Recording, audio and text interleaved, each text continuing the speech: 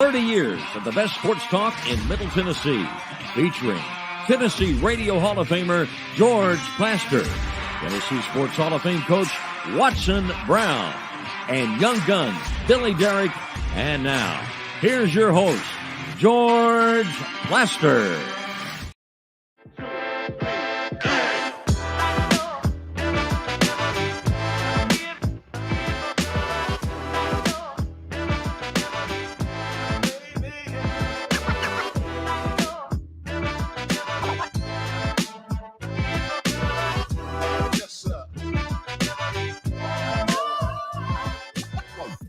Hello again, everybody. Welcome in. It is a beautiful Monday in Nashville. Summer has returned for what looks like the next 3 or 4 days. We better enjoy it while it lasts. But man, mid-70s in November, that's pretty good stuff. We have a lot to cover today. A ton of football off a busy college and pro weekend. We begin, as we do every day during football season, with Terry McCormick's Daily Titans Update, brought to you by Lori Burnett Leland. She wants to be your mortgage lady. And through the folks at USA Mortgage, that absolutely can happen. So dial her up at 615-969-4350. Terry McCormick, Main Street Media, in the house. Terry, what's going on?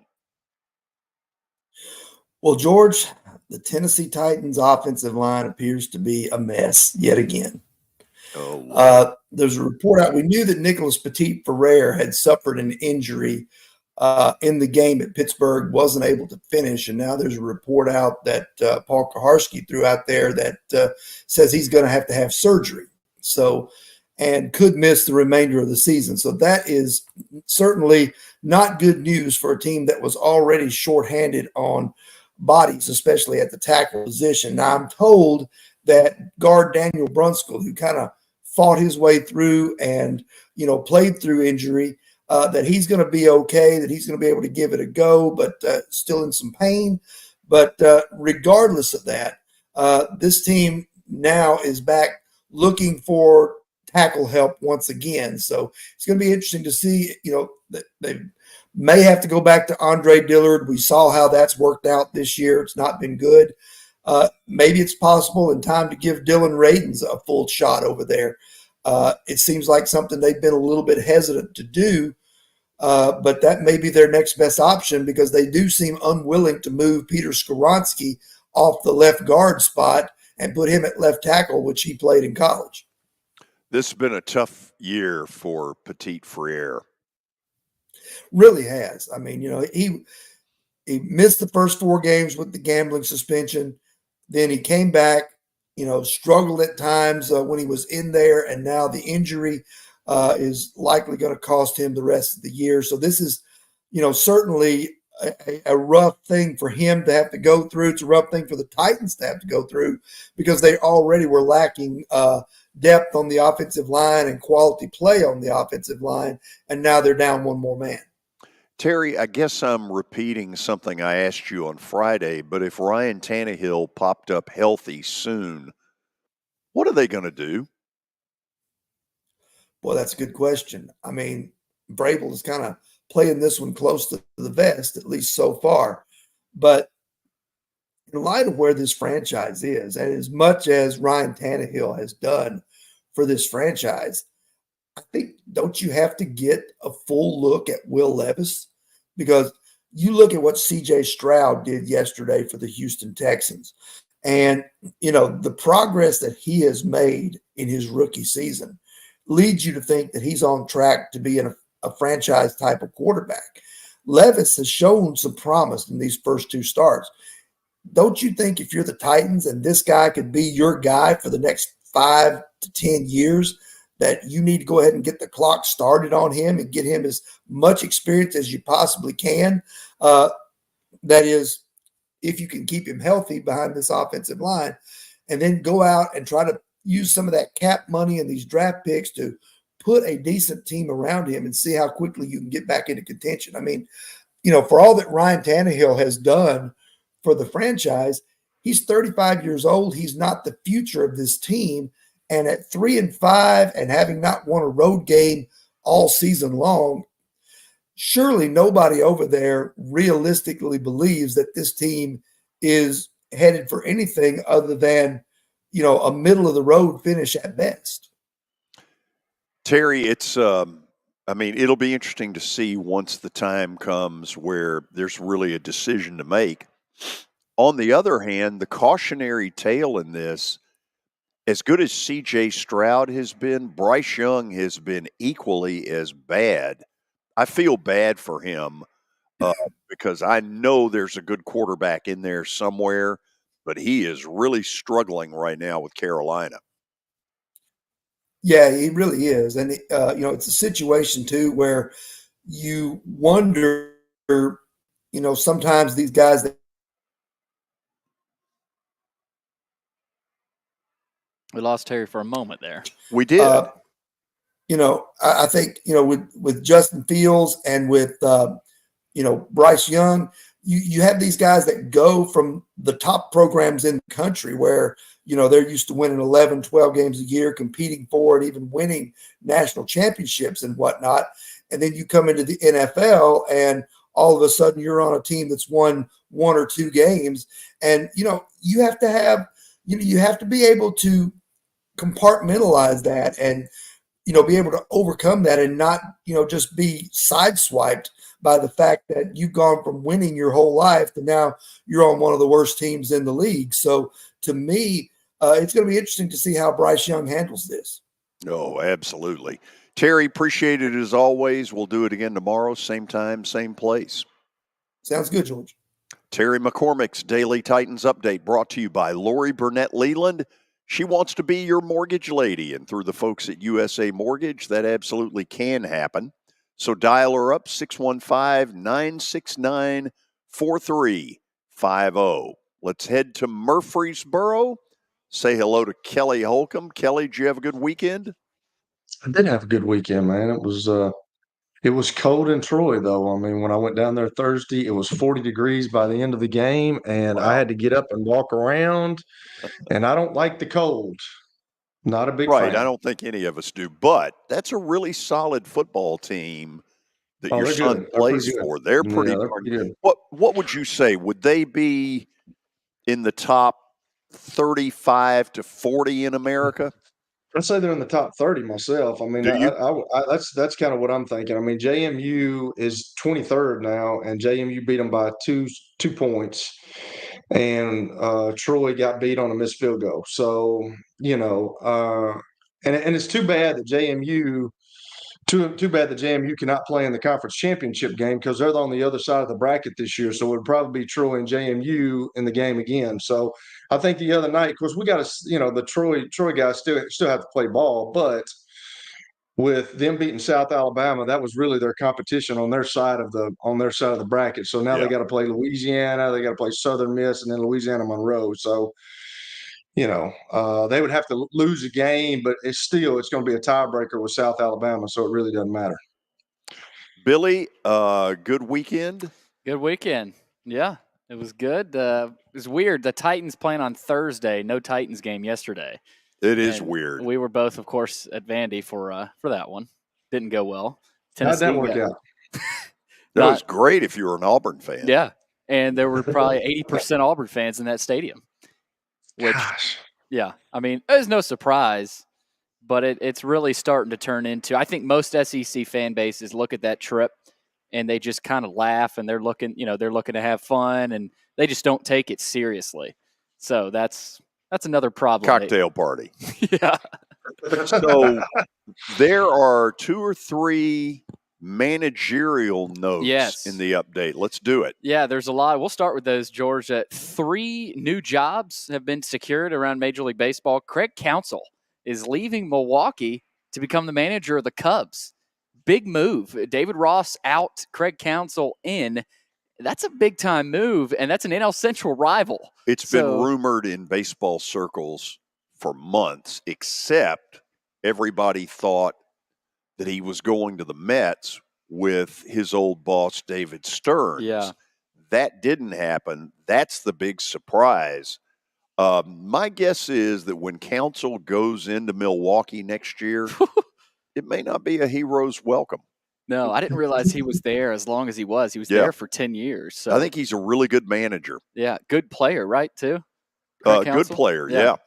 Also, the Guardians hired Stephen Vogt.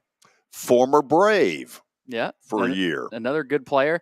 And then the Mets are hiring Yankees bench coach Carlos Mendoza as their manager. So don't know what to think there. Thought all along it'd be Craig Counsell. Well, if Mendoza was the bench coach under Aaron Boone, he's probably got some Aaron Boone in him.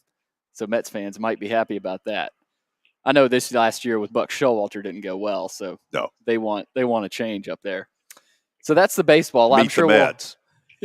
Willie, right up we got to ask Willie about it. Yeah. See what he thinks. In the NFL, Chargers Jets tonight. Not the most appealing, but it's a big one. Hold on. You realize if JETS wins tonight, they're a half game out of first? They've just been hanging in. They are mentally a very tough football team with a really good defense and occasionally a decent quarterback. And that running back, Breece Hall. Oh, Breece Hall. Yeah, he's good. So they're kind of like Utah in your eyes, are mentally tough. They are mentally tough. It's not going to go well for the Jets tonight. I'm taking them tonight. Last time you said mentally tough, Utah got run out of the building, George. Yes, they did. Yes. Also, Daniel Jones. JETS. Hard to see, but it's there. They're winning tonight. I don't know how. Okay. All right. Because of their mental toughness. Absolutely. Worked out real well for the Utes, baby. Roll with it. You better listen to me. I had a hell of a weekend. Oh, gosh. We will review. Oh, later. Yes, we will. Unfortunate news for Daniel Jones for the other New York team. He's got a torn ACL in his right knee. He's going to miss the remainder of the season, which hasn't been a good one. They're 2-7 now after getting boat raced by the Raiders yesterday. And right now for the Giants, they wouldn't confirm if Tyrod Taylor will be back from his rib injury. So it sounds like Tommy DeVito, the undrafted rookie. Kid from Syracuse. Out of Syracuse and played at Illinois, I think, one of those years too. So did the Raider players make as strong a statement as they could that we're thrilled to have a new coach? Yeah. I mean, what has been going on? It looked like there? A Super Bowl celebration in the locker room. Yeah. Hey, Devontae Adams said, hey, time for a change. Oh, I think he wanted to say more than that. The player, yeah, they I guess y'all heard about the player. I don't know when I saw that this morning. They had a big players meeting with I don't know if it was with the owner or not, but they basically said he's got to go. So yes, Devontae Adams. I'm sure you're right, Kelly. He was the ringleader. Apparently, the Patriot Way does not play well west of the Mississippi. No. Well, the Patriot Way is not playing well east of the Mississippi right now either. No. The Patriot Way worked a lot better when Tomas Brady was the quarterback. Also, I don't know how true this Tomas. is, but I did see a rumor that Mike Vrabel from a Patriot source would be a home run to replace Bill Belichick. I mean, I think that's common sense, though. That's not really anything breaking, but that'll be interesting to see what goes on there. Well, also, okay, let me ask it this way. Kelly, I don't believe this, but do you think there's a scenario where Belichick retires at the end of the year? Yeah, there could be. I just not sure that he wants to go out on this kind of note. You know, they're not very good. And I think he's probably wanting to get it back up to where they can at least win games before he leaves. But hey, he's been there for a long time. He might say, hey, the heck with it. I'm out of here. I've already won my Super Bowls and I'm good. Well, a quarterback that has been a journeyman in the NFL had a great day yesterday. Tennessee Vol Josh Dobbs. Good for him. I mean, how about that? He goes in. He didn't practice with him. He had to learn the cadence with the center right before the game, and they end up beating on three. Wow. 1, 2, 3. It's not that easy, George. No, it isn't, is it? They end up winning in Atlanta, and he's the guy now. I mean, Jaron Hall is still hurt, so he's is Kyler Murray still hurt? What is the deal with him? Who knows? Yeah, who knows? Who knows? You get the feeling that Arizona would like to ship him to Ethiopia. I know, seriously. Like, what's going on? They let Josh Dobbs go, and then I don't. That was know. that Good felt for like him. kind I'm of with you. That felt like kind of a tank move, letting Dobbs go just so easy like that, even especially with Murray being hurt. I mean, Dobbs Have you is as seen good of a. have you seen Arizona play? I have, but I mean, Dobbs is as good of a backup. I mean, I think he could have won you some games and kind of kept you afloat for a little bit. But They trying to get the first pick, Hoss. yeah, I think you're right. But the bad news for Minnesota, Cam Akers is out for the season. They're running back there, so tough news for them, and they're kind of staying afloat. Similar to a lot of teams this year. What have they done? They've won 4 in a row now. I think is that so. right? Yeah. Good for them. Meanwhile, the Falcons are doing Falcons things. Falcon fever, catch it. We'll see. I think excitement lives here.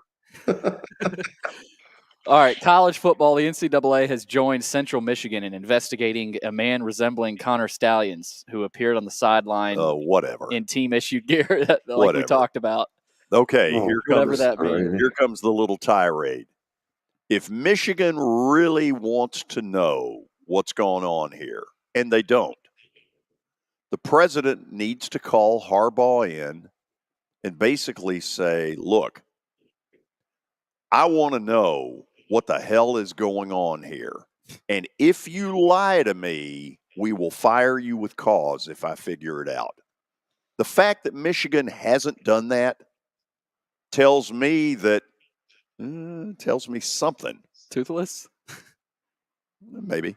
Spineless? They're turning their back, George. You know that. They're not trying to devy into this really detailed. Yeah, I don't think they're digging deep into this. Meanwhile, he's trying to figure out whether the Bears is the better opening for him or the Raiders. After yesterday, may not be an option. Yeah, may not. All right, college football this Saturday. Let me also say this, okay?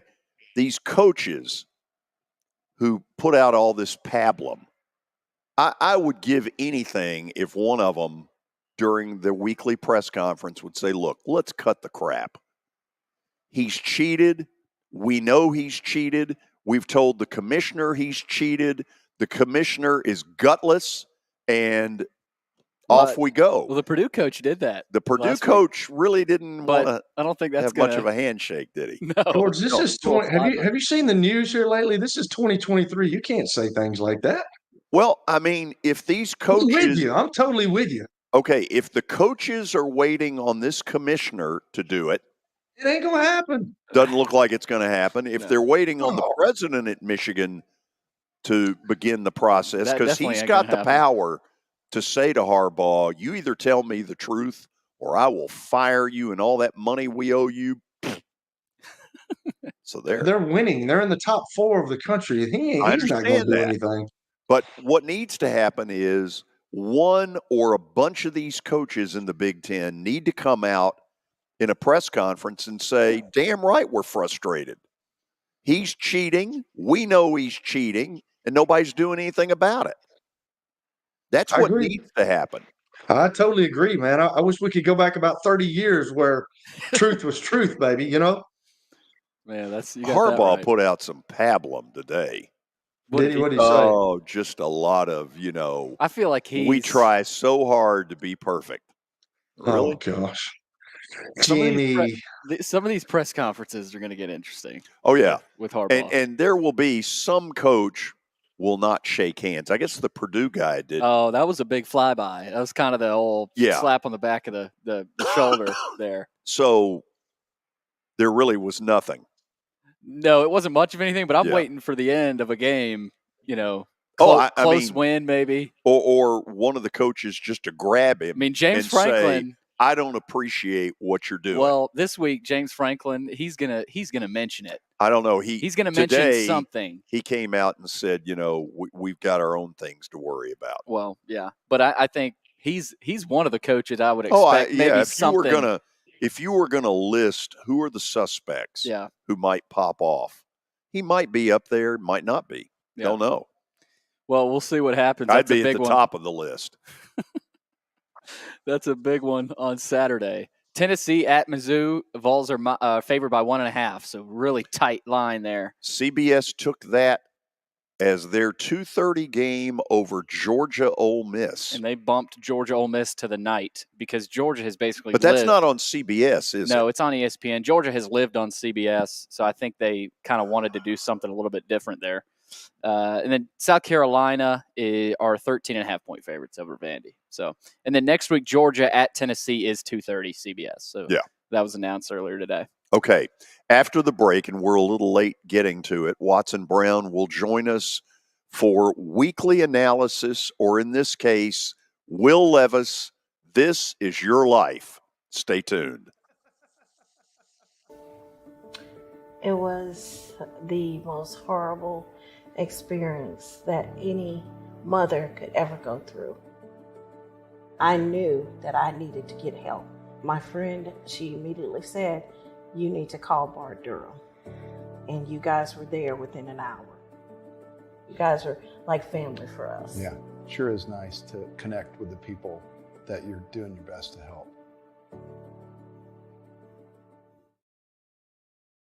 As the trusted premier custom home builder in Middle Tennessee, Donnelly Timmons has over 20 years of experience in the industry. Whether you're looking to build your dream home or renovate your current home, their team will ensure that every client and every remodel is unique, luxurious, and completed on time within budget. Founders Dustin Timmons and Joey Donnelly have over 25 years of construction experience in the Nashville area. Together, they have completed projects in Forest Hills, Oak Hill, Green Hills, Franklin, and Brentwood. Dustin and Joey believe that communication is the most important aspect of all construction projects. Therefore, they personally manage each project themselves and are involved in job site activities on a daily basis. Their commitment to quality and integrity has earned them an outstanding reputation among their clients. Contact them to set an appointment for a free consultation or to view some of their completed projects. Give them a call at 615-456-7983 or log on to DonnellyTimmons.com.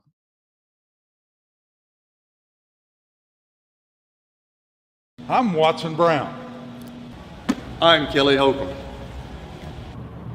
I'm Billy Derrick. We're the George Plaster Show.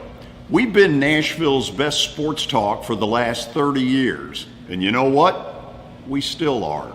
Catch us live weekdays from 2 to 4 p.m. Central Time in Nashville on YouTube, Twitter, and Facebook. Also, the podcast version is available on Spotify and Apple Podcasts. Looking for more than just awards and trophies? Southern Trophy House is your one-stop solution. For over 60 years, their team has created lasting impressions with a personalized touch. From embroidery to screen-printed apparel to corporate awards, signs, and name badges, they have everything you need to keep your brand shining bright. With their knowledgeable customer service team, you can relax as they create, produce, pack, and ship merchandise and awards on time and on budget. That includes etched crystal awards, custom-cut acrylic, name badges, embroidered Richardson ball caps, banners, screen-printed T-shirts, laser-engraved Yeti cups, and knives. Recognize your hard-working team from Southern Trophy House, where they do their best to help you recognize your best. Located at 2705 Nolensville Pike in Nashville, give them a holler, 615-256-7295. Visit southerntrophy.com. Southern Trophy House, for all your personalization and recognition needs.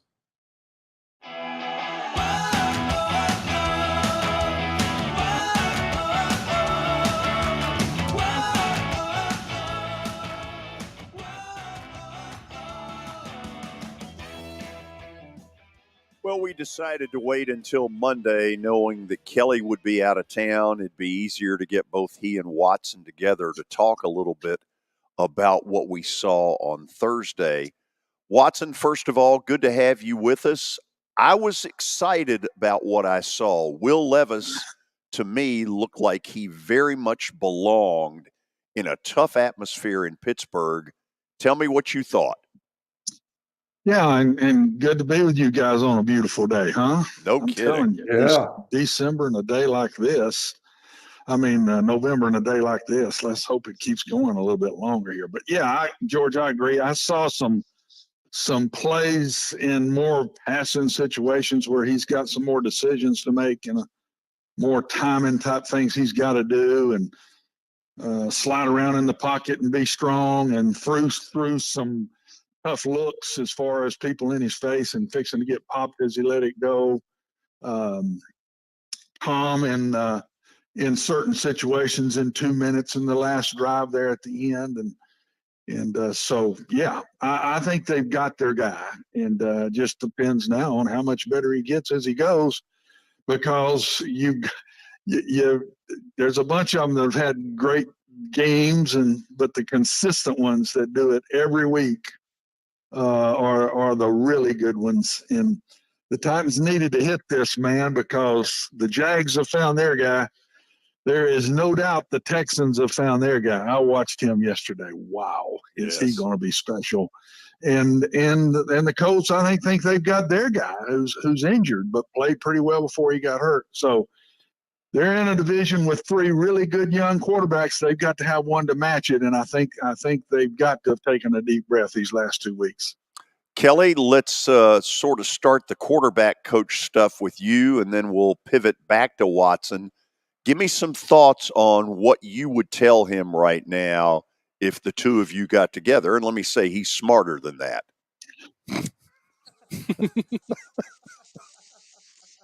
I'd say he's probably smarter than that, too. I thought he played really well yesterday, George. I really did. I obviously didn't get to see the game. I was at another one, but watched the film. And I thought he did some good things. I still think, of course, it's his second game, and I think his decision-making's got to be faster. And I was going to, we talked about it a little bit when you called me, but I'm going to ask Watson, like, and this is really nitpicking. This is nitpicking stuff to death. But I had when I was at Middle, I had one of the best quarterback coaches I've ever come across, Coach Alec Robin. He was really good about footwork, about fundamentals. Man, I had to go out there all the time, do that all day. But the thing that bothers me a little bit about Will Levis is his drop.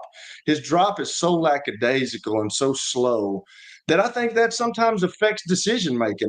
I was always taught that once you hit that third step, you got to hitch and you got to make a decision. And sometimes you have to double hitch. But it seems like just looking at him, that just bothers me. I've always taught my son, I've always taught the kids that I've coached, man, you have to make a decision, and it comes with your feet. You've got to get back there. You've got to get set. You've got to hitch. You got to do something with the football. And I just think when you just are lackadaisical in your drop, it makes you lackadaisical in your thought process. And that's just me. And I would like to know what Watson has to say about that. Yeah, Kelly, 100% agree. I thought just like what you're saying. I mean, through my years with all of them, 1, 2, 3 hitch, maybe a second hitch, and you either scramble or throw it away. I mean, if you hadn't let it go by then, you scramble or you throw it away. And I agree. But I've seen that improve. If the reason they're doing that, Kelly, is because they're still a little bit confused and not really up to speed completely on what they're doing yet. I've watched young kids do that. And then as you get on them, like you say, and then as they get more confident in the understanding of everything they're doing, that footwork also gets better. So I'm hoping he's just still, which he'd have to be. Kelly, he has not played, but in 2 games and 1 quarter in a preseason game of any form of NFL time. So he's the youngest one that's playing right now in the league. There's just no doubt about it. And I hope that's what it is. I would agree with you 100%. It's kind of slow in his drop, and it's inconsistent. One time there's quicker feet. The next time it's kind of slow. It's inconsistent, which does not, good Lord, you've heard me say it, and I know you agree. Passing the football is protection first and timing and spacing. Spacing has to be right. Timing has to be right. And if your footwork isn't matching the depth of routes and everything that you're doing, then the timing can't be there.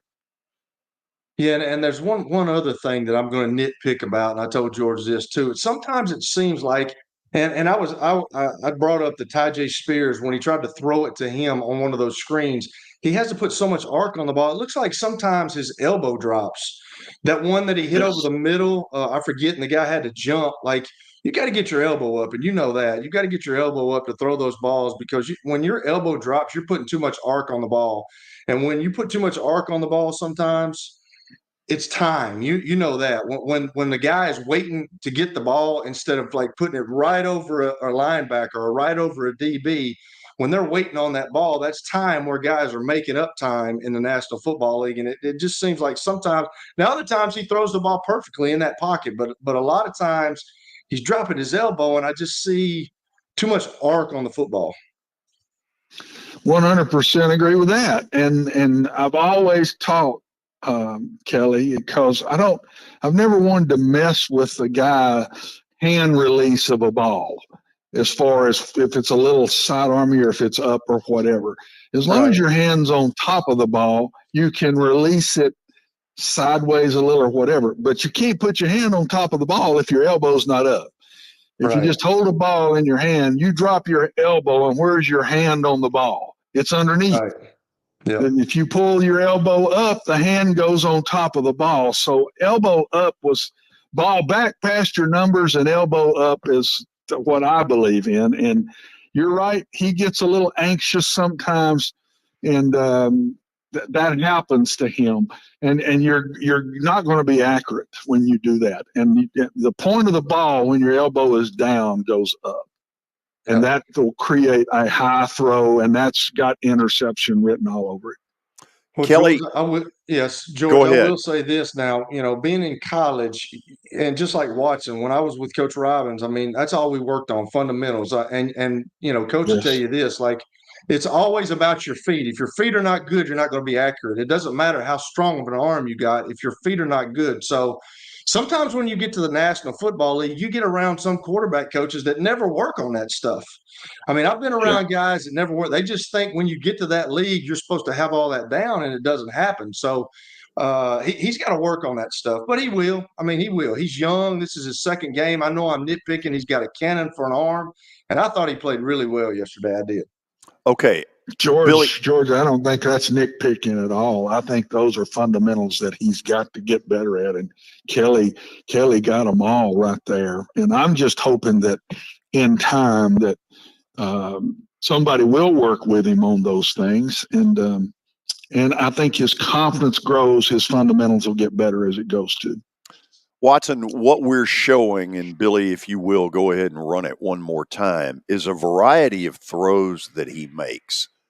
He certainly has the strong arm to give you the line drive, but you also see touch and the ability to put air under it, which I think is really important. Touches, and I promise you again, Kelly and I are going to cross with each other here. I mean, we'll be on the same page. Touch comes from the point down when you let it go. You can throw a little arc in a ball with a point down, and it doesn't turn into a banana. It'll have a firm arc to it and come down. And when he's right, he throws that really well.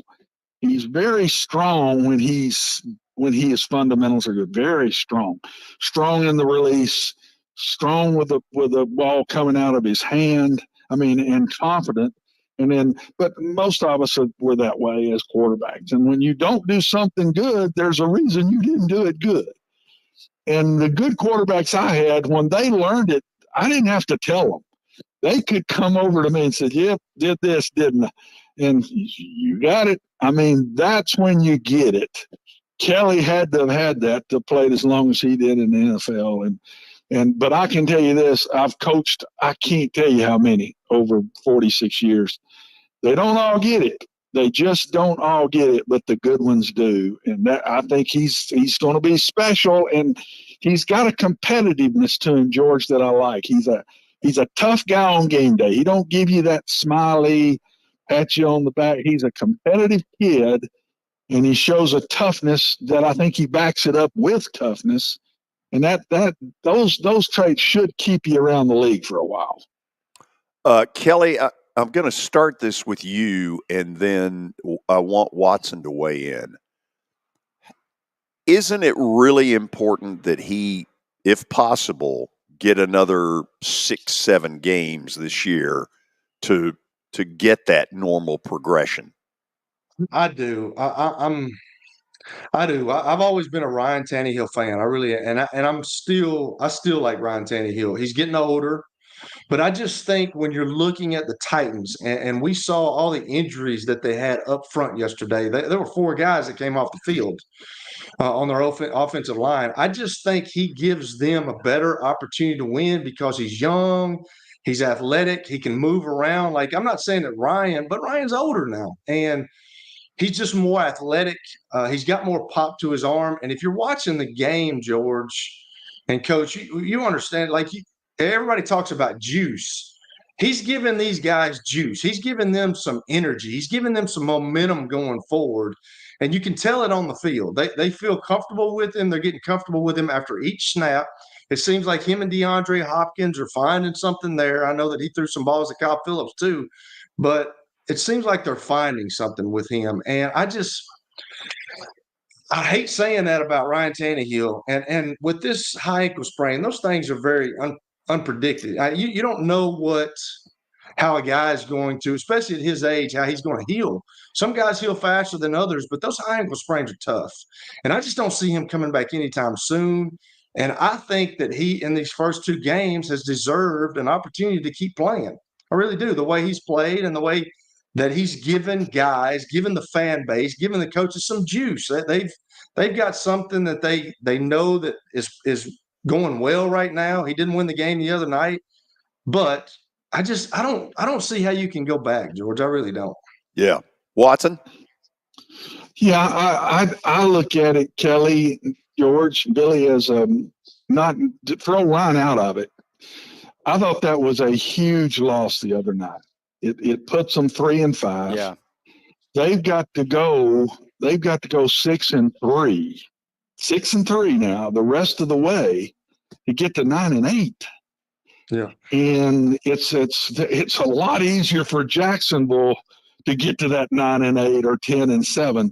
To go 10-7, they've got to go, 5-2 the rest of the way. And injuries, secondary, defensive fronts just not been as dominant this year as they were last. Offensive lines beat up. I just think it's going to be hard for them to get to 9-8. 6-3 is going to be a great finish. That's why I think I would just go with the young guy. And now, if he gets out there in the next couple of weeks and isn't playing well, or if they win one of the 2, but he's not playing well and Ryan's healthy, I'm not saying give up on the season. But I think where they're sitting right now, they won that game, and being 4-4 is a lot different than being 3-5, especially with you're not going to be a wild card team with your record where it is now. So you got to win the division, and your division leader is sitting at 6-2. So I mean, it's really tough. For sure, the next 2 weeks are it. Even if we beat the Bucks, George, I think, and if we go to Jacksonville and lose, I just think that's it. I just don't think it's possible to catch them. Well, and Watson and Kelly, going back one more time to that game against the Steelers, late in the game, not the final possession, but the second to last possession for the Titans, they get a 3rd and 4, right? And they run a halfback draw. And, with the way Levis was throwing the football and making plays with his legs, he wasn't lighting the world on fire or anything. But I just think, what did y'all think about not giving him a chance to win the game, whether it was through his arm or through his legs, because he felt like he was kind of finding ways to make plays on that drive? This is on the drive before the final drive. Yeah. Well, the big drive. A little over 3 minutes left. Yeah. Yeah, the 2-minute drive, they were lucky to get where they got, and good job by the quarterback getting them down there, and some bad penalties on the defense to let us get down there. But yeah, it's always easy. Kelly's call plays to have done it for a bunch of years. You look back and you I know what Mike and them were thinking. They're going for it on 4th down anyway. Let's run a run and then we'll throw it on 4th down. Well, the run didn't get anything. If anything, it might have lost a yard. Now it don't look as good. But I think I'm kind of with you. I just hate second guessing because I didn't like people doing that to me. But at the same time, I think I'd have thrown both of them there. I think I would, because Will was playing good. He was making plays, and we haven't talked about some of those plays where he let it go as he's getting popped on the money. Yeah. On the money that he made. The screen that he threw, I think it was to Derrick Henry. Yes. Yeah. I mean, Yeah, I don't know how he saw him. I don't know how Yeah. he saw him. And yet he threw it, he caught it, and we gained about 25 yards on the play. So, yeah, I think I'd had to put it in his hands.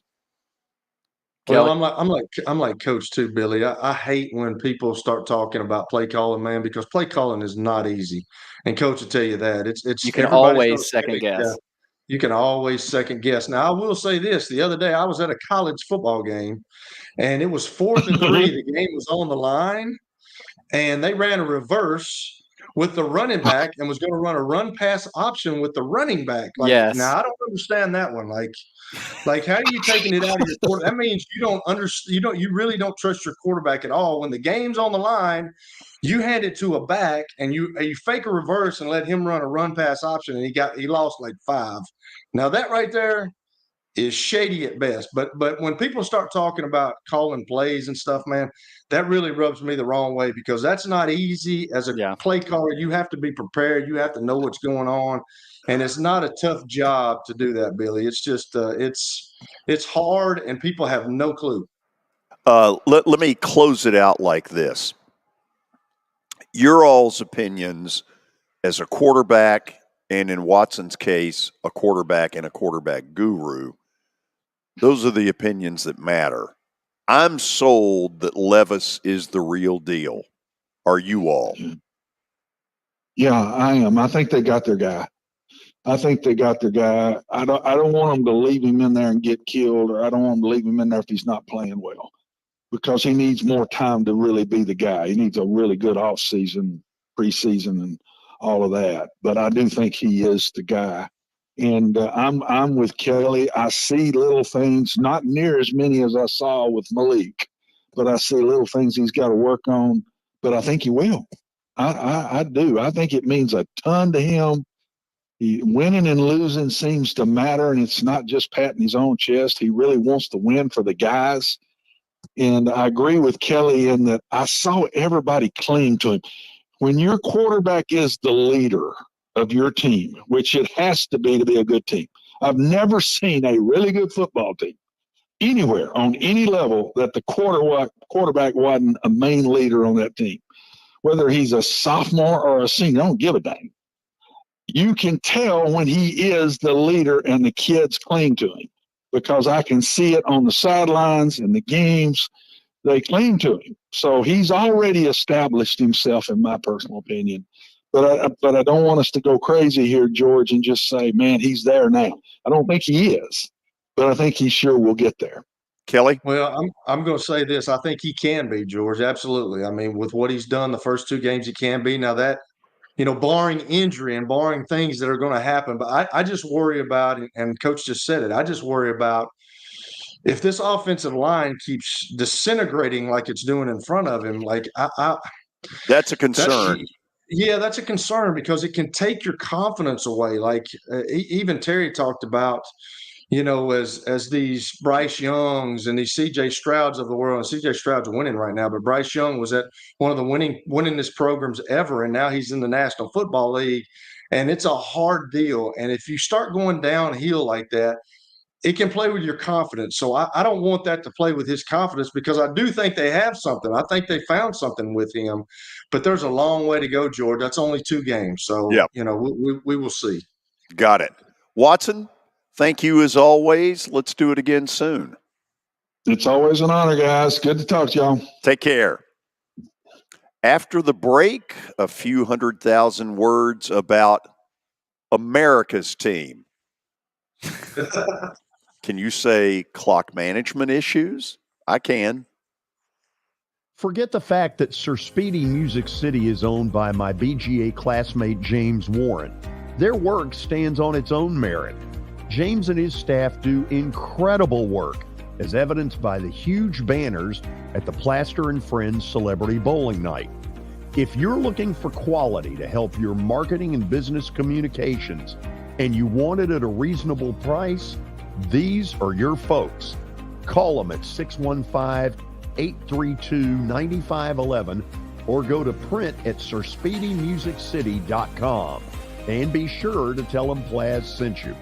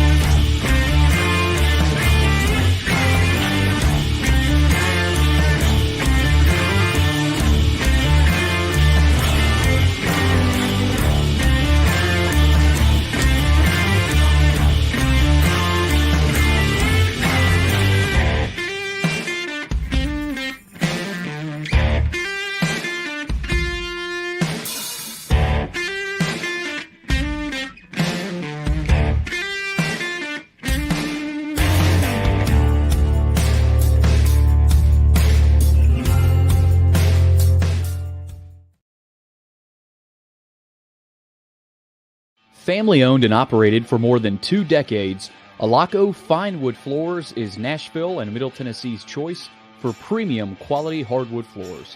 Since 1995, Jimmy Alaco and his army of employees have embodied the approach of taking pride in one's craft and providing superior customer service, growing from a one-man shop to a team of 23 professionals who share the founder's passion for quality craftsmanship and customer satisfaction. If you are interested in contacting them, you can find their headquarters at 2505 Winford Avenue in Berry Hill, or give them a call at 615-356-0303. Again, that's 615-356-0303, or log on to alacofinewoodfloors.com. Alaco Fine Wood Floors, serving Middle Tennessee's hardwood flooring needs since 1995. Over the years, more men have started to seek help for hormone deficiencies and imbalances, and Dr. Jeffrey Lodge and wife Daphne, along with their experienced staff, give men the treatment required to improve their quality of life, improve your immune system, energy level, cognitive function, and more. There's no better time to achieve a healthy lifestyle. What are you waiting for? Give Cool Springs MD a call today for an appointment at 615-486-3458, or visit the website coolspringsmd.com. For over 35 years, Wilson Bank & Trust has been committed to providing customized banking solutions to help individuals, families, and businesses in Tennessee achieve their goals. As your full-service community bank, we are proud to offer loans with competitive rates, local decision-making, and fast, friendly service from our experienced lenders. No matter where you are on your financial journey, Wilson Bank & Trust is ready to help you take the next step. Visit your nearest Wilson Bank & Trust office or online at wilsonbank.com to get started today. Member FDIC, Equal Housing Lender.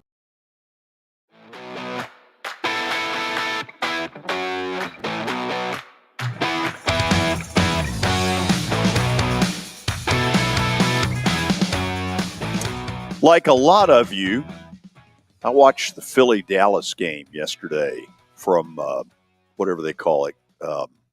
Lincoln Financial? Yeah, Lincoln Thank you. So, Kelly, I thought Dallas played better than I've seen in a while. Dak Prescott used his wheels, and when he does, that causes a lot more trouble, and he needs to do more of that. The thing that gets me with them, because I think they've got a lot of talent, the clock management issues keep popping up when it matters. And at some point, that's Mike McCarthy. Yeah, I have to say this, George. I wasn't able to see the game. I watched some highlights, but I didn't see. Dak did play better. They did play better, but it seems like that Dallas is always playing better, but now they can't finish games. You know what I'm saying? Right. That's kind of what they're doing. And I'm a Dak Prescott guy. I like him. I don't think he's in the upper echelon, but I think he's in the top 10, as we'll see today. So you'll see tomorrow. Tomorrow. So maybe that's. I don't know. I just you've got to have a quarterback. You know, they're still looking for the next Troy Aikman. I mean, he's not coming out, just like you said, he's not coming out of the stands anytime soon. But I thought they played better. But like Philadelphia is right now is playing at a different level. They got it Jalen Hurts is playing really good. He might be playing the best out of the league. I didn't put him up there. We'll talk about that actually tomorrow. But they're really good and they can run the ball. They've got a really good offensive line. They got A.J. Brown. Jalen Hurts can make things happen with his feet. He can throw the ball now. They're tough to beat. They're 7-1. And, talking about the issue that you're talking about, Mike McCarthy a couple of weeks ago against the Chargers had the same kind of deal where the end of the first half, instead of taking some shots for the end zone, he lets the clock run all the way down to 3 seconds and just settles for a field goal. So is that a trust issue with your quarterback? Maybe. I don't know. Oh, I don't know. I remember the playoff game a couple of years ago where they're left, with no time, the clock's run out and they're at San Fran's 30. And I just have come to the conclusion that unlike a lot of the pro football teams, Dallas doesn't work on it enough. This keeps happening over and over. Now, let me say this. Billy, it sounds like you watched it. They weren't very lucky. The near touchdown to the tight end right on the line. Yeah. I mean, it's about that much. Yeah. Right. And then Dak stepping out on the 2-point conversion attempt. Yeah. They were not very lucky. No. But in the end, it's back to the same old clock management stuff that they're just not very good at. The ball, it just feels like it never bounces the Cowboys' way. In this season, it has bounced the Eagles' way. And for whatever reason, it's almost like Prescott and McCarthy aren't always on the same page. There's certain plays or certain play calls where, it'll be a miscommunication between Dak and a receiver at a huge moment, big third down, whether it's late in the game or not. It just doesn't feel like you see quarterbacks all the time, Kelly, with their coaches, whether it's Shanahan and Purdy, certain times, Brady and McDaniels, when he was in New England. Like, I just don't know if Dak has that all the time with McCarthy. It just, and in big spots, it shows up where maybe they're not always on the same page, whether that's more on Dak or more on McCarthy. I don't know, but it might just be a little bit of both. There are always times when you have that relationship with a coach that you can put in a play, and during the week you can run those plays, but you don't feel comfortable with that play. Yeah. And I can remember Bruce all the time asking me, what do you feel comfortable with? What do you like? Or really what you dislike? Because Bruce might have liked that play a lot, and he might think that it'll help us win. But if I'm not comfortable with it, he wouldn't call it. So you have to have that relationship, that banter back and forth of, if Dak don't like something, there's no reason to call it because he don't feel confident in it. He don't feel like he's worked on it enough or some other reason. So that quarterback coach relationship is really big, especially when you get into situations in a game where the game is on the line and you have to make the play. You don't want Mike McCarthy. I didn't want Bruce calling something that I told him like that crap. I don't want to call it. I mean, and I don't think I ever had to do this, but like if that happens, like I'd be like, I don't want to run that play, coach. It wasn't successful during practice. Why are we running it right now?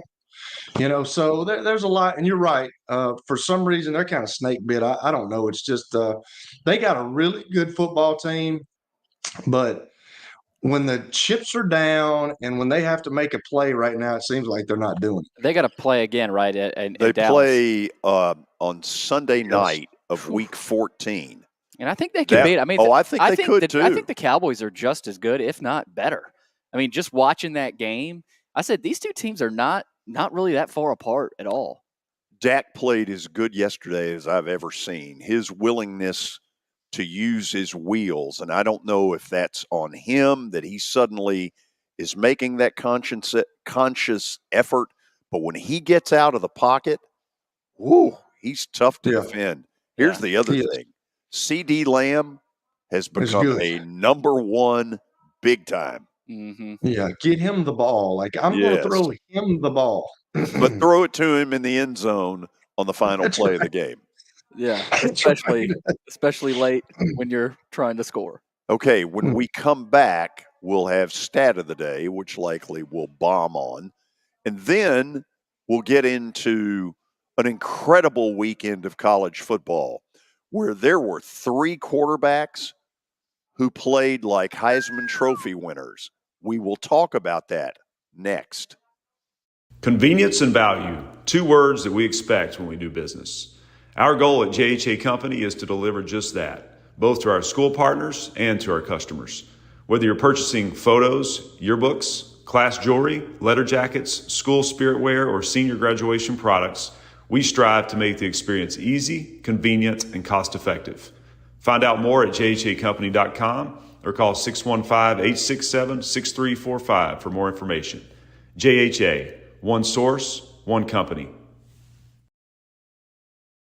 You were in a crash. Yeah. Your kids were in the car with you. We're very lucky to even be telling this story to you. Nikki treated us like family, and she was very caring and loving, and I'm just so grateful for that. She was somebody I could trust, and being a veteran, that's so important to me. My kids are going to have a better life now because I don't have to worry about those expenses that we were out.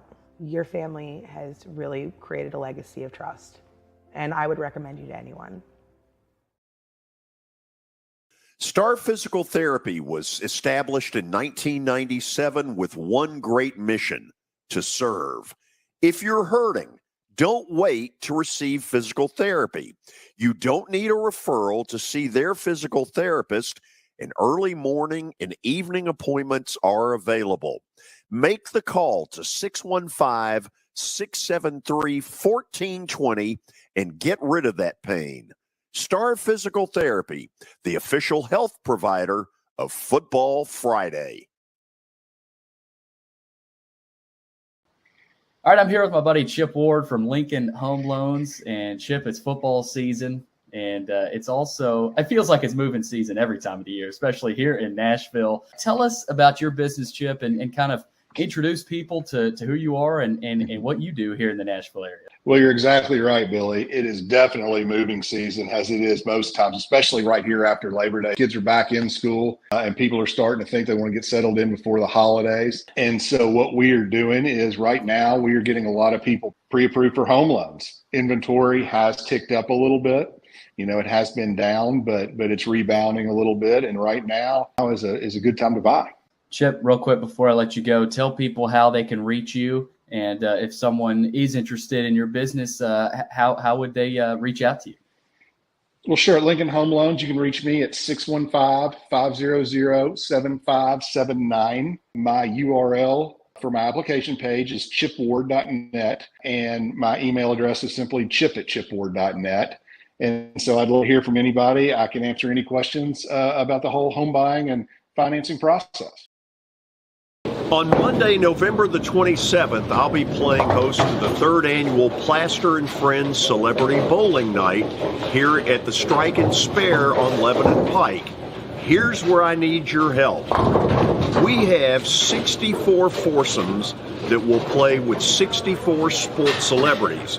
We've done a good job in getting the foursomes, and now I need some of you as single players to sign up and get involved. The cost is $200. The proceeds will benefit the Last Minute Toy Store and the Martha O'Brien Center. And what I promise you that night is great bowling, maybe not, great food, a ton of fun, and in fact, I'll make this claim: more fun than any charity sports event you have ever been involved in. To get involved, simply email me, plastergeorge@gmail.com. Let me know whether you want to be in the 6 to 8 p.m. shift or the 8 to 10, and get ready for a night of bowling and fun you'll never forget.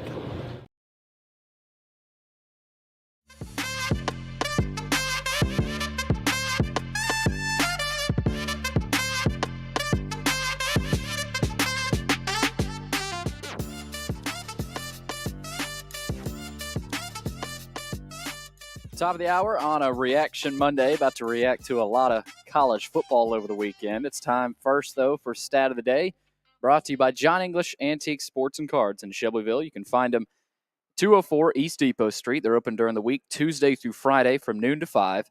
and Saturdays from 10 a.m. to 5. Give them a call, 931-492-4304. All right, we're going NFL today.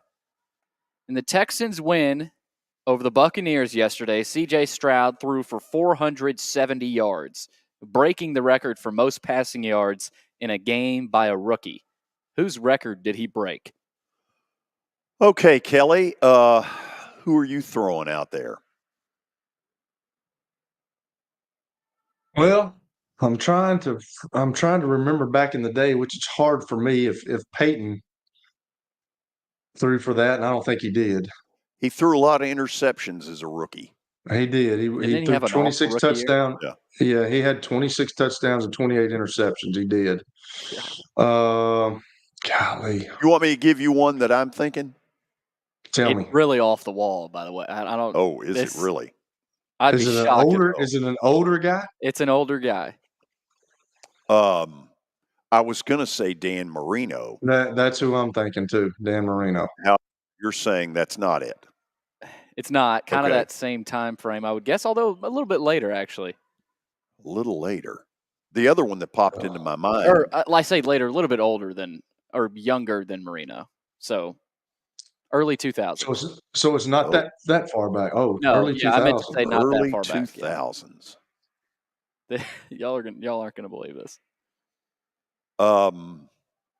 As a rookie, I want to say he lives in Nashville. Could be wrong though. Jay Cutler. No. Show us. Mark Bulger. Wow. Does he live here? I heard he lives in Franklin. I could be wrong. He might have moved, but I know somebody he coached. I think he coached like some middle school football. So I was surprised that he held that record. Yeah. Oh, I mean, he was part of the greatest show on turf under Mike Martz. So with him and Kurt Warner, what was he after Warner, or was he? Yeah, he was after Warner. Yes. Okay. Yeah. So did Warner just retire? No, Warner ended up going first to the Giants. Oh, that's right. Which and then didn't, Arizona. Yeah. And Eli basically supplanted him in New York. He took off to Arizona, where he had this revitalization of his career under former Titans head coach Ken Wisenhunt. Yeah, he did. Yeah. Took him to a Super Bowl too, and if it wasn't for that pick six on the goal line, they might have won that against the Pittsburgh Steelers. Yeah. So he could have had two. Mark Bulger. That was not one that popped in. Ken O'Brien was one that. That's George. That's who I was absolutely thinking about. I was like, Jets. Who was it? Ken O'Brien. That's who it was. You're absolutely right. Yes. That's right. He was a pretty good quarterback too. Everybody hated on him, but he was pretty good. He was a great pure thrower. Not a lot of wheels. O'Brien. Well, you said that a lot about quarterbacks, kind of early 2000s. 90s, like Kerry Collins type of mold where, they could sling it. Oh, but, there were they weren't really running much. No. Which is why they had long careers. Okay, let's get to the college football. Here is something that struck me Saturday night as I'm watching games. I see three incredible college quarterback performances. Caleb Williams did everything but sell programs in the Coliseum that night, but it wasn't enough to beat Washington. He was unbelievable. Michael Penix, probably going to win the Heisman Trophy off of this performance Saturday night against USC. Well, you still got the rematch with Bo Nix. That's true. And that may be what it gets decided by. And then a third one. Kelly, I have never seen a quarterback make as much improvement in 6 weeks as what I saw Jalen Milroe put out there Saturday night for Bama. It was incredible. Well, I was watching the game, George, and it's one of them. It's one of those deals where they finally figured things out. It's amazing It's amazing they can go to South Florida and play like they did, and then this dude's probably going to, I don't know what they're going to end up, but like he can end up 11-1. And Jalen Milroe, he's like a running back. He can throw the ball a little. He's not the most accurate guy, but golly, is that dude athletic, and he's big. He can run the rock, and they're letting him run it. I mean, they even called that first touchdown that he had. That was a run call. That was well blocked by Alabama too. And I think they're figuring out his strengths and what he can do and what he likes throwing the ball, which I just talked about that in the last segment about Bruce and me talking about what do you like and what do you not like. I think they found that out with Jalen Milroe. Now, those other two guys you're talking about, like Caleb Williams is really good. Oh, my God. He's kind of unbelievable. He's just an athlete. He can outrun people. He can throw the football. He's big. It's fun to watch him. It really is. The Michael Penix guy, it's hard to get used to a guy throwing left-handed. Man, he's accurate with the football, and he's winning games at Washington. And they're going to have this, like Billy just said, they're going to have this deal where Washington and Oregon are going to have to face again in the Pac-12 championship, and that's going to be standing room only. There's no question because both of those guys can play. I have, Bo Nix has gotten better over his years. He started as a freshman at Auburn. I don't like how he plays, but it's because I couldn't do the things that he could do. So I guess I'm kind of jealous. But he's learned how to throw the ball from the pocket, and he's gotten a lot better than he was when he was younger. Man. Yeah. I want to go back to Kelly, Alabama, LSU. We talk about Jalen Milroe. I want to give a lot of credit to Tommy Rees and that offensive staff. I was watching a lot of that too. And these weren't just Milroe run right, Milroe run left. I mean, there's a lot of option, a little bit of triple option in there, some RPO where he'd fake to the back behind him, roll right. He could either throw or tuck it and run. I think he scored on that in the end zone there late in the game, which was beautiful. But, yeah, now more credit deserves to go to Milroe. He's the one out there making the plays. But there was a lot of hate for Tommy Rees coming into this season and that hire. I think he's done a great job just kind of, finding what can work there. And that receiver Bond is a speed demon too. They use him really well. That Tommy Rees, I think, has proved he's a good OC. Couple of things here. This may well be Saban's best coaching job. If he gets them to 11-1, my God. It is because they're not like the old Alabama teams where they were loaded everywhere, and they still got athletes all over the place, George. Yeah. But there's never been so many questions coming in this year about a quarterback. But just like Billy said, they figured it out. He's figured it out. And I don't know. I'm sure Saban sticks his head in and say, "Hey, we need to do this, or we need to do this," and think about trying to get him outside. It'd be interesting to see. And I'm sure that Nick has talked about that stuff, but man, from where he played the beginning of the year to where he is now, he's getting confidence. He's gaining confidence, and they're letting him run the football. I mean, he's like a linebacker. It's ridiculous. I mean, I wasn't blessed with that. He's a big boy, and he can run, man. He 4 touchdowns. I mean, he broke a Alabama record the other night. They look really good. It would have been interesting to see if Jaden Daniels stayed in the game. And I don't know what y'all thought about that. What did y'all think about that hit? They're calling.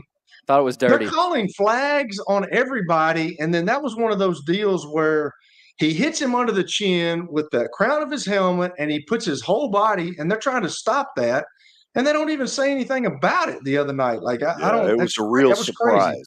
Yeah, and that Dallas Turner, he's got a history too, so it's not like referees should have been surprised that he was the one that did that, and that was dictionary definition of okay. Did he? Was their intent to hurt him while he's already on the ground? I mean, it looked pretty dirty. Well, Jaden Daniels is lucky that he didn't break his jaw because I broke my jaw, man, and I got hit just like that up under the chin where my head hit the ground and that guy's head was on my sternum, and they both connected, and it literally shattered my jaw. And that's kind of, they were checking him on the sideline, but that seemed like a hit right there that everybody's calling, but they didn't call that the other night. And that had a huge impact on the game because the kid never came back in the game. It was over. Yeah. Yeah. Yeah. And I hate it for Daniels. He's a hell of a player. He's a tough son of a gun. He's tough, man. He is really tough. If they had a defense, he'd be the Heisman. He might already have it. Speaking of lack of defense. Dun dun dun dun dun dun dun dun. Yeah. Where's the music? I'm not as ready for it right now. You were ready for it Friday. So Lincoln Riley, I guess, has finally gotten tired of playing arena football, and he fired the defensive coordinator yesterday at USC. And I'm trying to think, what's the guy's last name? Alex Grinch. Grinch, yes. So somebody said he was the Grinch who stole USC's football Christmas. But, Kelly, I'll be honest, I could vote for Caleb Williams for the Heisman because you think about the pressure he has played under. It's arena football pressure. If we don't score on every possession against really good teams, they're screwed. No, that's true. You're absolutely right, George. But I've told y'all this before. When the heat starts coming on a head coach, he's going to have to go somewhere, and he's going to blame it on somebody. And that they can't, they can't stop anybody, but they're recruiting those kids. Yeah. So, I mean, well, I don't know, but you're right about Caleb Williams. He's had the whole weight of the world on his shoulders because they know if they don't score a bunch of points, I said at the beginning of the year, their defense is not good. And if they don't score a bunch of points, they have no shot. The Ole Miss A&M deal, the 11 in the morning deal. Yep. Jackson Dart needs a haircut. He does. He's from California. I'll tell you what, though. California. He's a terrific football player. He's way better. He reminds me a lot of Matt Corral when he was he runs a lot. Yeah. Tough kid. Runs a lot. So just not into that, George. Just not into the running stuff, but he can do it, man. That's what they want nowadays, too. Kelly's that old-fashioned drop back, 1, 2, 3, throw it out of bounds. So you're sitting here with Ole Miss at 8-1, correct? Yep. With a Kelly, trip to Georgia this week. Are they good enough to drop the hammer on Georgia? I mean, Georgia found out just how good Missouri was the other day. Missouri's a good football team. So do they have to go to Georgia? Is it at Georgia? Yes. Yeah, that's a tough get. Yeah, that's a tough get. But yeah, they can. I mean, and I think that Jackson Dart, I once again jealous because I didn't have the ability that he had.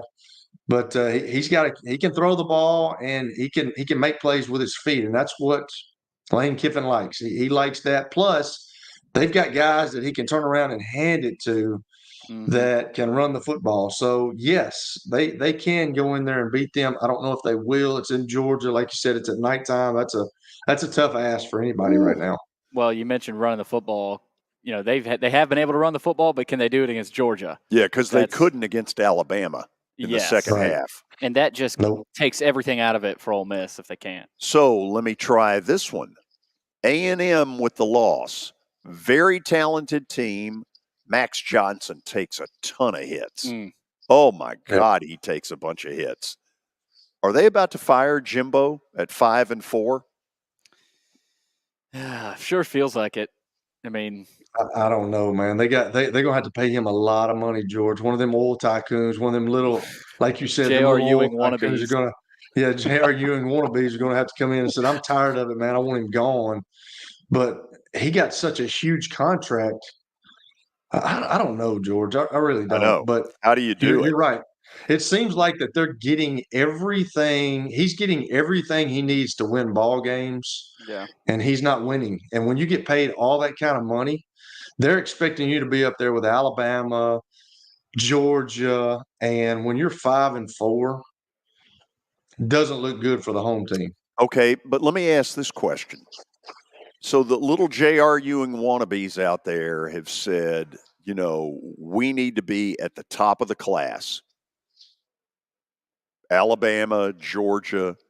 When has A&M truly ever been the top of the class? That's why they brought him there. That's why they brought him there. Right. They were never a has-been. I mean, they have never, not once have they been a team that has been in the national championship picture. So, you know, everybody acting like, I know they got great fans. They've got, you know, a lot of money, all the resources, but they don't have any foundation of, you know, tradition or anything like that. Not to that level. Not to the elite level. Not to that level. No. And so but that's what he was brought in to do. Am I not correct? Yes. That's why they gave him all that money. Right. He's a Jimbo, you know, he was with Saban. He won a national championship at Florida State. They've given the guy everything he needs. It just seems to me, George, and we always go back to this, that he loses the locker room. And it seems like that has happened. He seems like he's lost the locker room. He was yelling at Max Johnson the other day coming off the field. I know y'all saw it. And then Max Johnson came back at him, and he just turned around. So, when you start doing, like, I used to always say smart things to Coach Donnelly. I would always say, because my mouth would run. And I can remember being in the locker room one day, and he said, "Kelly, shut your mouth, son. I'm gonna take the stuff off of you. I'm gonna take your uniform off of you." And I was like, "You got to do what you got to do." I said that, but I just don't know. It just seems like there's a disconnect with his players, man. I don't know if they've lost respect for him or what. And I'm definitely not in the locker room, and I hate saying that. But I'm just not sure what's going on down there. And he's been given the resources. And with all these, top 5 classes that he's having, should be better than he is, in my opinion. But let me ask this question. When you bring up Jalen Milroe, when you bring up Caleb Williams, when you bring up Michael Penix, Max Johnson isn't anywhere close to that level. And frankly, neither have any other A&M quarterbacks that's a good point. Since Johnny Manziel. They have not brought in good enough quarterbacks, I don't think. I can't argue that, George. You're absolutely right. I've always been a Max Johnson guy. I think he's his dad played in the National Football League, won a Super Bowl. He's tough. He can take a hit. I think he played better when he was at LSU. I really do. And when you get a coach that's constantly on you and constantly badgering you, that has an effect on you. And it's just you go out there sometimes, George, and you're scared to make mistakes. And when you're playing at a big-time school like Texas A&M, a Division I big-time program, you cannot be afraid to make mistakes. And sometimes when you yell at guys all like that, it happens. So listen to these 4 games that are coming, because they're all going to have an impact. Georgia, Ole Miss this weekend. Is Ole Miss good enough to drop the hammer on Georgia? I don't think so, but time will tell. Is Tennessee good enough a week from now at Neyland Stadium to drop the hammer on Georgia? That's a different story. It might be. And then a week later, Thanksgiving weekend, Ohio State and Michigan. And in my dreams, Ryan Day in the handshake says, doesn't shake. You're a friggin' cheater. I would love to see that. I hope they got the camera right on them after the game. That'd be awesome. He's kind of if they win, he's a loose cannon. So whether it's post game interview, he's going to say something. They don't like each other. No. The schools don't like each other. And then the final game is, as you brought up earlier, Billy, the Friday night, December the whatever day it is, December 1st or November 30th, the Pac-12, now Pac-2 title game, Washington, Oregon. The over-under is 100. Well, that's a lot, George. I don't think it'll be that much, but it might be close. USC Washington came damn close. Look at the stakes in those games. Ohio State, Michigan. I mean, that could be a battle for a Heisman with J.J. McCarthy and Marvin Harrison potentially, and a play-in for the playoff. And then the other one, Washington, Oregon, play-in for the playoff. Same thing with the Heisman stuff. Bo Nix, Penix. I mean, this might be the most fun ending to a season we've had. If we were in a 12-team playoff, Ole Miss this week would be playing an elimination game to be in that 12. Well, I think that would be for home field advantage, right? The top 4? The top 4, but what I'm saying is to get in. Oh, you're saying to get in. For Ole Miss to get in, they're not going to get in this playoff. This 14 right, not this playoff. 4, but if this were a 12. If this were a 12, Ole Miss, this would be a game that would get them in if they won. Well, and I think even if it was close and they stayed competitive, they might, I think, still Tennessee have a shot. a week from now. Right. They beat Georgia. They'd be close to in that 12. Yeah. Ohio State and Michigan are both in. Oregon and Washington, in that scenario, would both be in. So, George, let me ask you this. Whoever wins the Ohio State-Michigan game, do you think they're still in the loser's still in the top 4? I need you to tell me What how happened? that game plays out. If that's a really tight game, maybe. Here's what we don't know. Okay, this committee is telling us nothing. But privately, are they in a room going, if Michigan so much as belches, they're out? I think they're gone. I think they're gone. I think if they lose, they're out. Yes. I really do. With all the scandalous stuff that they're talking about, I think if they lose, they're probably gone. And then it depends on, what do you do in the Pac-12 championship? Like if Oregon wins, they're in. But if Washington wins, they're in. But then if Oregon wins, they got one loss. Do you put them in? Like I don't know. Same in the SEC. That's why I'm looking for the 12 team thing. I'm Although I'm 12, really looking for that. 12, while it solves that question, it'll get questions from 12 to 16. Oh, no doubt. The same way. Yeah, but you got to be in the top 12. If you can be in the top 12, let's go, man. Like 4 and 12 is totally different, Yeah, well, you still have 1 through 4 with those home fields, in the bye. The bye. That's going to be just field. as much. Yeah. I mean, there's going to be teams like 8 to 4, right, kind of fighting for those spots too. So there's just more meaningful games. Hope it does them more good than it did the Braves. We'll go to the break, and then your top 6.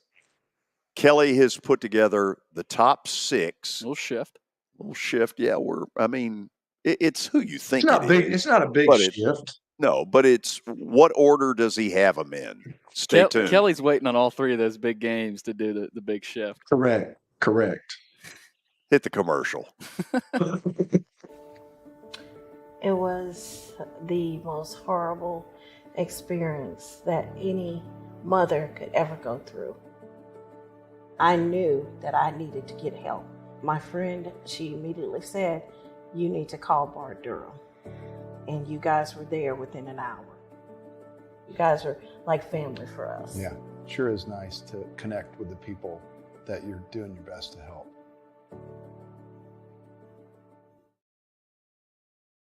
As the trusted premier custom home builder in Middle Tennessee, Donnelly Timmons has over 20 years of experience in the industry. Whether you're looking to build your dream home or renovate your current home, their team will ensure that every client and every remodel is unique, luxurious, and completed on time within budget. Founders Dustin Timmons and Joey Donnelly have over 25 years of construction experience in the Nashville area. Together, they have completed projects in Forest Hills, Oak Hill, Green Hills, Franklin, and Brentwood. Dustin and Joey believe that communication is the most important aspect of all construction projects. Therefore, they personally manage each project themselves and are involved in job site activities on a daily basis. Their commitment to quality and integrity has earned them an outstanding reputation among their clients. Contact them to set an appointment for a free consultation or to view some of their completed projects. Give them a call at 615-456-7983 or log on to DonnellyTimmons.com. The George Plaster Show is Nashville's best sports talk, 2 to 4 p.m. Monday through Friday on Twitter, Facebook, and YouTube. There's a podcast version available on Spotify and Apple Podcast. Looking for more than just awards and trophies? Southern Trophy House is your one-stop solution. For over 60 years, their team has created lasting impressions with a personalized touch. From embroidery to screen-printed apparel to corporate awards, signs, and name badges, they have everything you need to keep your brand shining bright. With their knowledgeable customer service team, you can relax as they create, produce, pack, and ship merchandise and awards on time and on budget. That includes etched crystal awards, custom-cut acrylic, name badges, embroidered Richardson ball caps, banners, screen-printed T-shirts, laser-engraved Yeti cups, and knives. Recognize your hard-working team from Southern Trophy House, where they do their best to help you recognize your best. Located at 2705 Nolensville Pike in Nashville, give them a holler, 615-256-7295. Visit SouthernTrophy.com, Southern Trophy House, for all your personalization and recognition needs.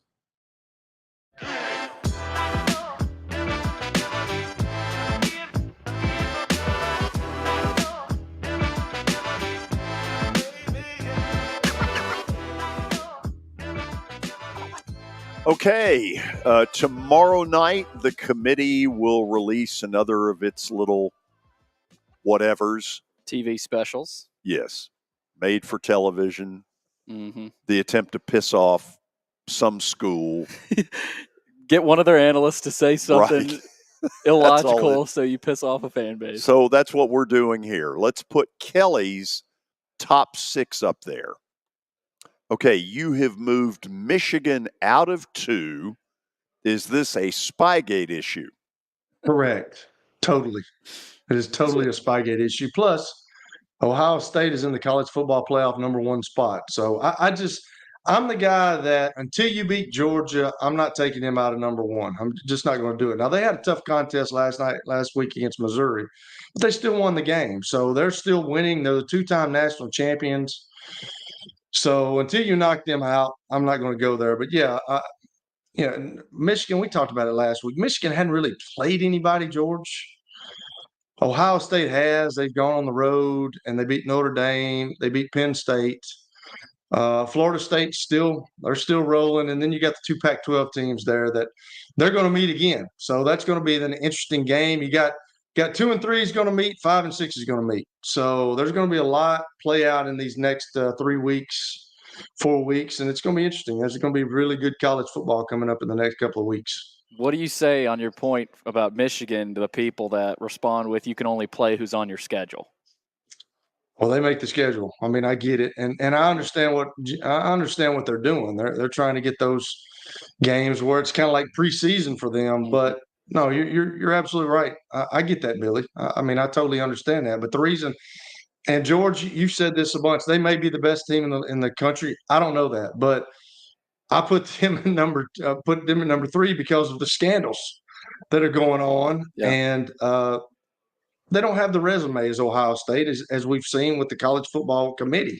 They put them at #1. They jumped Georgia. So that's kind of where I went with that. See if you all buy this. We're still right at a month away from the final one of these that matters, the one that, pays off at the window.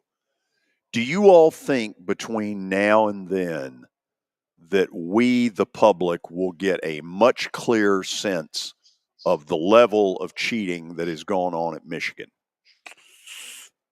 More than we have really now. I think we've got a good bit now. I mean, I think we do too. Now, not saying there's not going to be more, but it's kind of hard to believe you could get more clear, because I've kind of changed my tune a little bit with you feel like you get something new every other day, and just the level of evidence that has come out has changed my tune a little bit. So over the weekend, Connor Stallions announced his resignation, or was it a firing or whatever? I'm waiting for 60 Minutes to do a feature to have him on. Apparently, he's not going to talk, but I think that somebody's going to get him. There's enough smoke out here right now. I believe in the next month, we're going to have a much clearer picture of what has been going on there. And I'll say this about Michigan. It would serve them well to win handily against Ohio State, because I think the committee will be looking for reasons. This timing is just so bad for them. It might work out perfect right around, Big Ten title, Ohio State game, that sort of 3-week period for when something might actually go down. Do you think he's gonna roll over, George, when the heat gets on him? You think he's gonna just rat out everybody? No, you're talking about Stallion. Yeah, Stallion. Yeah. Apparently not. Military guy. That's sort of the MO that you don't do that. Who knows that he stops? I mean, I know that would be totally illegal, but I don't know if that's out of the equation. Does he? I mean, what is he doing? I mean, I would assume You would hope he stops, but I can't wait for Central Michigan to tell us how he got a credential down on the field wearing Central Michigan garb. There's probably somebody in their equipment room that's a little nervous Here's now. what I'm wondering on that, George. Why are they scouting Central Michigan? Well, they were playing Michigan State. Michigan State. Oh, okay. The opener game was at Michigan State. Yeah, why are they scouting Michigan State either? Like Michigan State is awful. Like us three could get some offensive linemen, and George, you could go out there, and I could use you as a tight end, and Billy, we could use you as a receiver, and we could beat Michigan State. Maybe I'd be better as a goalpost. Okay, that's part of it though with Kelly. I mean, they were scouting Purdue. They were like these teams that just why are you taking it this far? Let me ask you this: is it plausible that as Harbaugh was going through the tough times before this turnaround, before they were able to beat Ohio State, because that was, 2 years ago, almost now, that was like knocking down the Berlin Wall. Yeah. Okay. Is it possible that Harbaugh looked in the mirror at some point and said, we're never going to catch them? And my personal opinion, George, is this. When Jim Harbaugh gave up play calling, that helped them tremendously because he gave all that up. I mean, he was calling plays, and then he let somebody else do that. And he's just a head coach now. Now I'm sure he has input, but when he did that, that's when they've kind of ascended. Now, if they've been helped by stealing signals, that's another story. You ready for studs and duds? Let's do it. It's the best quarterback play I have ever seen on one evening in the college level. Thus, stud number one, this guy did everything but sell programs. Caleb Williams, the amount of pressure he was under in that game to score on every possession, knowing full well that the Grinch-led USC Trojan defense was never going to get him a stop when it mattered. Man, my hat's off to him. Yeah. I knew he was good. Maybe I didn't realize he was this good. No, he's really good. He can play, man. He's a dual threat guy, and he can put a team on his back and win a game. If you give him some defensive help, he can win a game. He's unbelievable. Stud number two, this guy. This is one smooth lefty. And you don't see many of them. Accurate. Nope, he is. Accurate. The people at Indiana are going, how the hell did we let him go? You're Indiana. Yeah. I mean, it's one of the things that sucks about the transfer portal is Indiana is the one that gave him the chance, and yet in the end, Washington's the one that reaps all the benefits. Number three on the stud level. I've never seen a quarterback improve more in 6 weeks. Holy cow. 155 rushing yards. That was some performance. Well, people have been on him, and you've got to talk about the character of Jalen Milroe, because some guys will just go into a room, stick their head in the sand, and not come out and play ball. And he has just gotten better and better and better by going out, working, studying, and he's a different guy right now. And how many times have we talked about Nick Saban's quarterbacks being mentally tough and just battling through? Obviously, they've got the talent, right? They've got loads of talent, but they're Jalen Hurts, Mac Jones battling through after being the third string. Just so many countless examples of those quarterbacks, and you can tell that Saban has those guys, in the palm of his hand. He can, bring them into his office whenever, and just I feel like he has a great grasp of that position, and he's done it again this year. I heard a story about. Sorry, George, but I heard a story about Jalen Milroe talking about, because everybody was asking him, "Are you going to transfer? Are you going to transfer?" And he was like, "I'm not going to transfer because look at all these guys that have had to sit. Yeah, you've had Bryce Young had to sit for a year. Mac Jones had to sit for 4 years. He's like, I'm going to bide my time, and I'm going to be the quarterback for the Tide." And he's done that. And it just helps him so much in the NFL too with these Saban. I mean, look at the success of Saban's quarterbacks in the past decade or so. And Milroe had to sit this year. I know it was one game, but I mean, he had to be on the bench too. So The final stud is one of the real stories in college football. These guys were given up for dead a month ago. Arizona, they are starting to do it. They've got a quarterback too now. He's a good player. Fafita. A lot of people have not seen them because they truly are the Pac-2 after dark. They play at 10 o'clock every They night. play late. They play very late. But they ripped UCLA 27-10. Kudos to Arizona. And now the non-kudos. Oh, God. Really? Wisconsin. I couldn't believe this one. Luke Fickell loses at Indiana. What has happened to Wisconsin? He's got to go back to the drawing board, and he's got to get some more players in there. Is what Luke Fickell's got to do. I mean, Indiana's one of the worst teams in the country. And then this. Does that even look like a Florida uniform? No. What in the world were they thinking? What? They're ugly? And they had words like excellence. Yeah, and, honor. Well, here's a word for you. Suck in overtime. Wow. What are they saying? What are they saying about Billy Napier, guys? He's on a short leash now?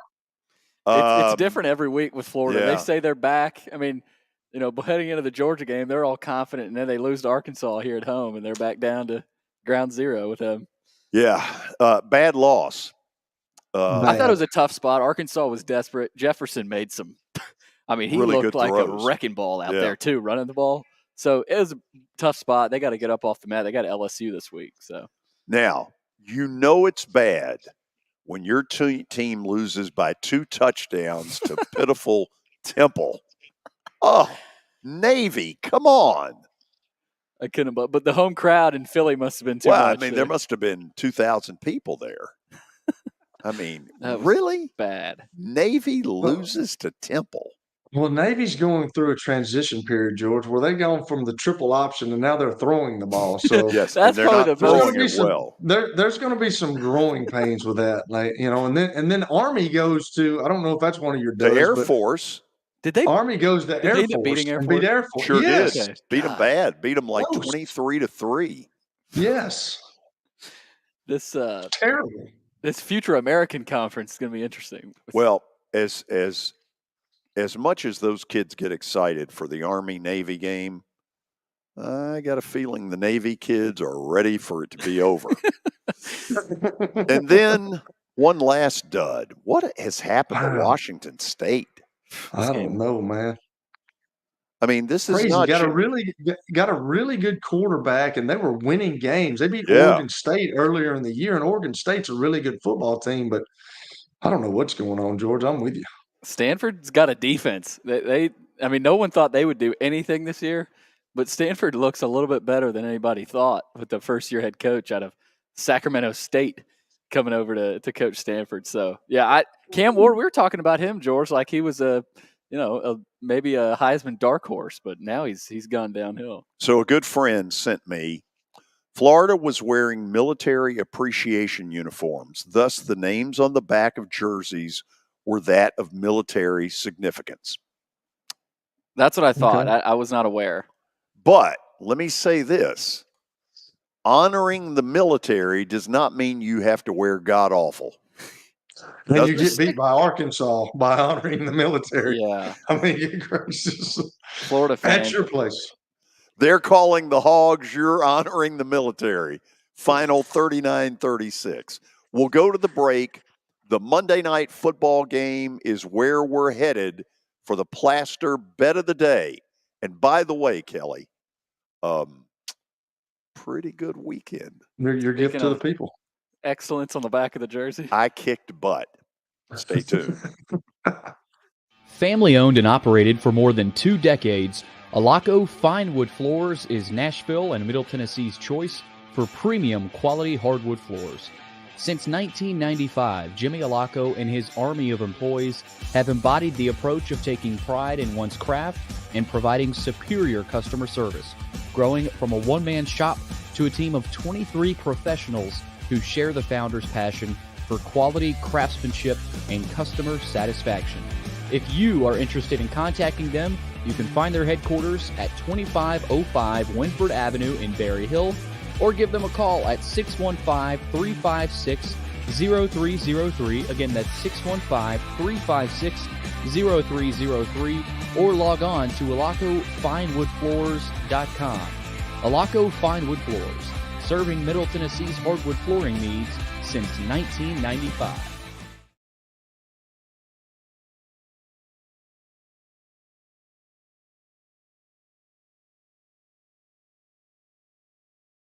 You were in a crash. Yeah. Your kids were in the car with you. We're very lucky to even be telling this story to you. Nikki treated us like family, and she was very caring and loving, and I'm just so grateful for that. She was somebody I could trust, and being a veteran, that's so important to me. My kids are going to have a better life now because I don't have to worry about those expenses that we were out. Your family has really created a legacy of trust, and I would recommend you to anyone.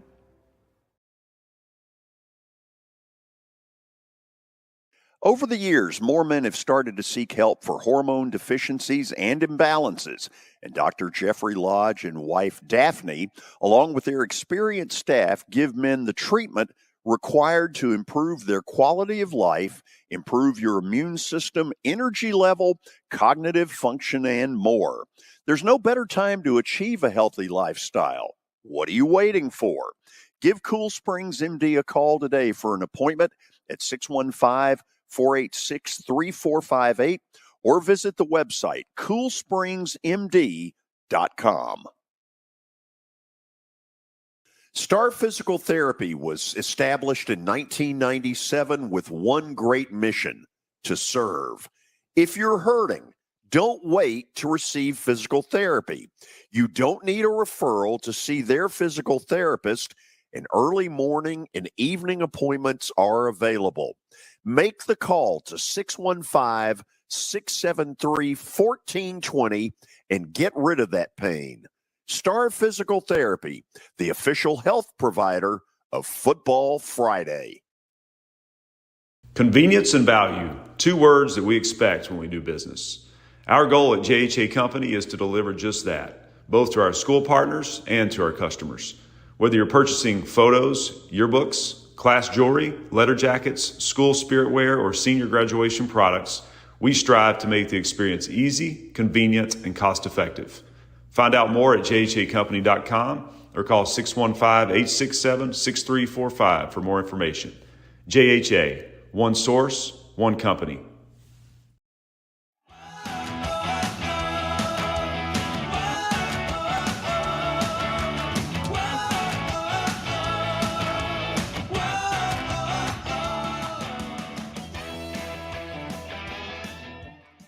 Final segment on a Monday Night Football tonight. Chargers and Jets in New York. We also got college basketball tipping off. Loads of games tonight. George, locally, Tennessee welcomes Tennessee Tech to Knoxville, Belmont, and Georgia State. Big, good matchup there at the Curb Event Center tonight. Lipscomb is at Wichita State. That'll tough place to play. Tough season opener. MTSU brings in Northern Kentucky, another tough one. I think is Darren Horn. Darren Horn still there. TSU and Fisk at 7:30. So Penny Collins, the head coach there at TSU in action, and then Vanderbilt will play Presbyterian tomorrow night. So feels crazy it's already here, but college basketball has arrived. All right. Bet of the day brought to you by Bart Durham Injury Law. Give them a call, 615-242-9000, or log on to bartdurham.com. See what happened over the weekend. Okay, so Ole Miss was a push here, I guess. Yes, it was. With the yellow. We've got Matthew switching colors up, which is nice. But it's other called than that, 6-1-1. 6-1-1. That's pretty good, George. Kelly, Pretty good. You have been predicting a complete free fall. Well, it's not predicting. I'm just hoping. Well, I don't know. I neither, just you're talking to somebody, George. You're a bookie or something there, Hoss. No, because it has not worked in underdog picks. Although I did have Miami this week. I mean, NC State. Go Red Wolves. Yes. Go Red Wolves. Did Arkansas State win, Kelly? Oh, killed them. How about them Red Wolves? Oh, we got some wins in underdog this week. How about them Red Wolves? Red Wolves is. So look at that column. I mean, there's a lot of wins there. There he is, George. 6-1-1. If only USC had a defense. Oh, if they'd had a defense. Okay. So tonight we got a really interesting game. We've got the Chargers. Clearly right now should be the better team. And we have JETS playing their butt off defensively with very little on the offensive side of the football. On paper, the Chargers ought to cover. Guess what, Kelly? You're going to say no. Damn right I'm not. Wow. JETS. Let me give you 2 words as to why I'm taking JETS. Brandon Staley. The mad scientist on 4th down. I believe that if the Chargers made a coaching change right now, they would take off. You think so? I think he's holding them back. I think some of the riverboat gambler stupid stuff that doesn't make any sense has hurt them. I think he's got a great quarterback, and he's not taking advantage of it. That's what I think. I tend to agree with you on the quarterback. He's got one of the best in the league. One of the really good young guys that can throw the football. And man, they just you're right. The riverboat gambler stuff is. I like going for it on 4th down, but when you get in the National Football League, you got to be careful with stuff like that. You can do that stuff in high school, and you can do it a little bit in college, but when you get into the pros, and it becomes a situation where he's just going for it on stupid stuff. Yeah, and if he keeps losing, George, if he loses tonight, like he's already on the hot seat, but they got to be thinking about a change. There is something not quite right in the Chargers. They're too good for this. Yeah. And tonight is one of these classic cases where the Jets, what do they have to hang their hat on? Defense. Yep. Yeah. They got to keep this in a 16-13, 19-17 kind of game. If the Chargers get into the 20s, forget it. Yeah. They could. They've got that capability. They absolutely could. But there is the Brandon Staley factor, which is the best thing the Jets have going. So, Kelly. George, he's making more money than you and I combined. He is. JETS, Jets. Sweet. Have you ever been to a Jets game, George? When they played here against the Titans, but not up there. Oh, not up there. You haven't got to see Fireman Bill. Tell me about it. It's really cool. It's really cool to see him do that. He gets up on his brother's shoulders and he calms the crowd down. And then he does all that. It's a really cool environment when he does that. That's really something to see. Hey, he'll be center stage tonight. They win. If they were to win, they are 1/2 game out of the division lead. Mm. Who would have thunk it? And then Rodgers might be coming back. By the way, Buffalo. Hmm.